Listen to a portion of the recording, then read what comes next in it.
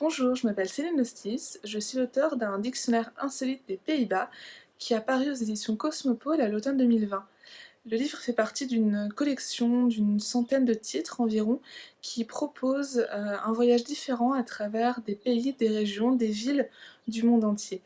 Et ici, en 160 entrées, ce dictionnaire revient sur la géographie, l'histoire, l'économie des Pays-Bas, mais va également à la rencontre de ses habitants, de leur culture, de leurs habitudes, de leur société.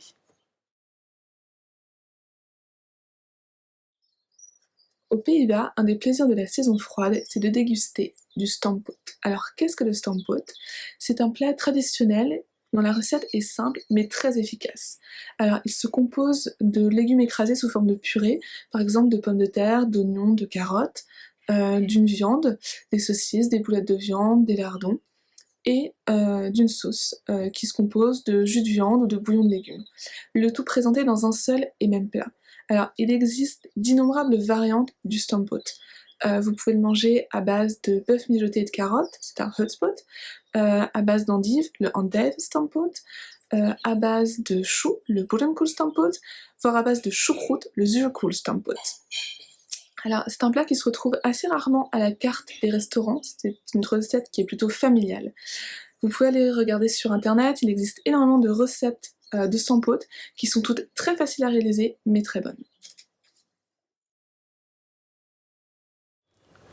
Vous connaissez certainement Hans Sprinker, le petit garçon néerlandais.